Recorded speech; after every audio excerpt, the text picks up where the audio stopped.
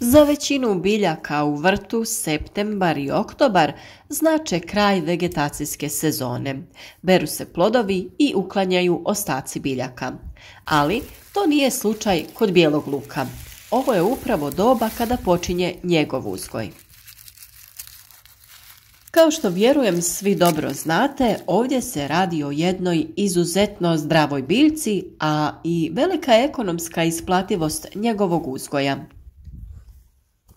On ne zahtjeva velika ulaganja niti veliku površinu za uzgoj, a sa druge strane uvijek ima dobru cijenu na tržištu. Kada se radi o zimskom uzgoju bijelog luka, prije sadnje važno je gredicu dobro pripremiti. Kao i uvijek, nadamo se da su naši savjeti došli na vrijeme i da će vam i ovaj video biti koristan. A ukoliko ste i do sada pratili naš kanal, nadamo se da ste imali korist i od svih ostalih video savjeta. Nadamo se da ćete naš trud nagraditi sa lajkom, podijeliti video na društvenim mrežama kako bi i drugi imali koristi od naših savjeta. Kao što vidite, naš vrt je još uvijek i dalje bogat raznim plodovima, pa ćemo se truditi da sa vama podijelimo još raznih savjeta, što o uzgoju povrća, tako i o održavanju vaših voćnjaka. Ukoliko ste imali malč na vašim gredicama, kao što je u nas slučaj, privremeno ga sklonite sa strane. Kao pripremu tla odraditi ćemo nekoliko ključnih koraka. Kod nas je tlo pod laganim nagibom, pa se u slučaju dužih jesenjih kiša voda ima kuda slijevati, a ukoliko je kod vas zemljište ravno, potrebno je da gredicu malo odignete kako bi se voda imala gdje slijevati. Kao što vidite, zemlja ispod malča bude vrlo rahla i potrebno ju je samo malo promiješati, a nekada nije potrebno ni to. Kada se radi o pripremi tla, prvo što ćemo dodati jeste humus. Čisti humus organsko je gnojivo dobiveno preradom stočnog gnoja i biljnog otpada, djelovanjem kalifornijskih glista. Nezamjenjivo je prirodno organsko gnojivo o kojem smo već govorili i o tome imate poseban video na našem kanalu. Naime, preporučuje se njegova primjena u osnovnoj gnojidbi svih poljoprivrednih kultura i u prihrani povrtlarskih kultura te ukrasnog bilja. Dodajete ga u količini koja je vama dostupna. Može se dodati sloj od 5 cm debljine, a zemlju nakon toga potrebno je lagano promiješati. Redovno vam preporučujemo da odradite analizu zemljišta, što je svakako bitno jer biljke iz tla crpe hranjiva svojstva i neophodno ih je nadomjestiti. Sljedeće što dodajemo jeste malo drvenog pepela i to zato što želimo poboljšati reakciju, odnosno pH vrijednost tla na ovoj gredici. Pepeo drveta je potencijalno vrlo koristan industrijski, šumski ili kućni ostatak, a sa aspekta poljoprivrede može se svrstati u gnojiva. Sadrži dva glavna hranjiva elementa, fosfor i kalij, druge makroelemente poput kalcija i magnezija, te neke mikroelemente poput bakra i cinka.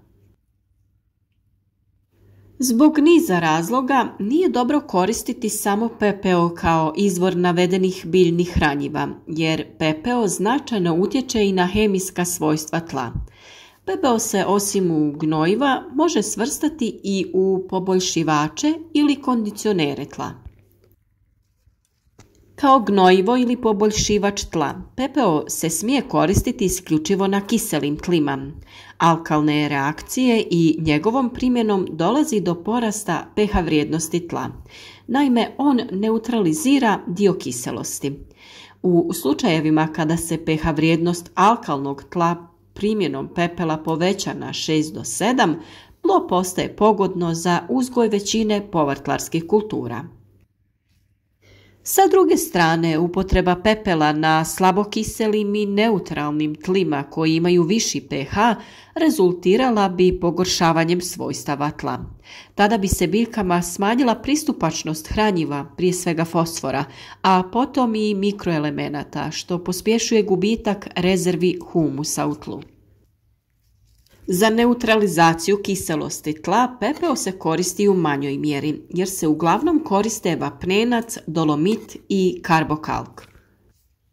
Pepeo u odnosu na vapnenac djeluje brže i neutralizira otprilike upola manje kiselosti tla nego vapnenac.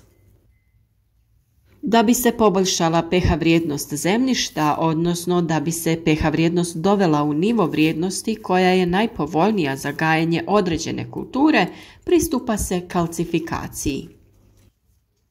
To je agrotehnički zahvat kojim se u zemljište unosi materijal koji sadrži kalcij, kalcij karbonat ili kalcij i magnezij, a što dovodi do smanjenja kiselosti zemljišta. Višestruk je značaj kalcija za zemljište. On utječe na očuvanje povoljne strukture zemljišta i efikasnije povezivanje čestica u strukturne agregate. Boljim spajanjem organskog i mineralnog dijela efikasnije se zadržava voda, što povoljno utječe na vodozračni režim zemljišta, kao i na povećanje opšte biogenosti zemljišta. Sam kalcij je veoma važan za održavanje optimalne pH vrijednosti zemljišta. Bijeli luk možemo saditi u jesen, a možemo i u proljeće. Takozvani jesenski bijeli luk ima veće glavice i manji broj češnjeva, a prednost mu je to što odlično podnosi niske zimske temperature.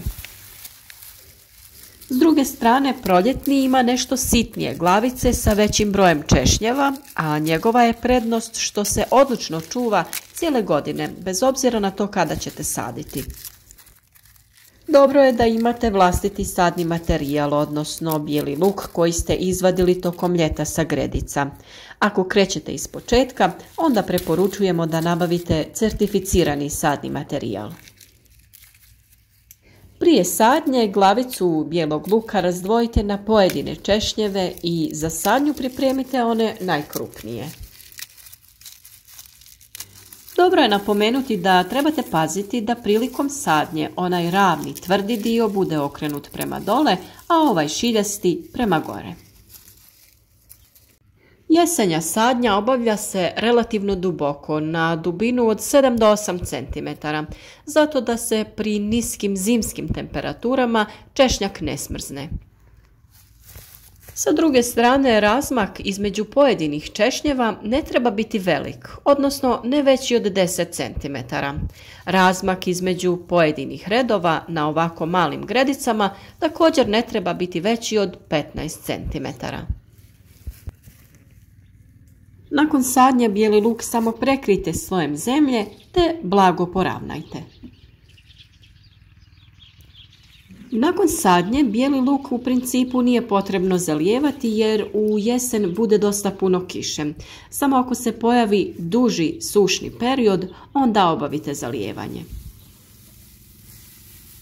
Nakon sadnje potrebno je na gredicu vratiti malč.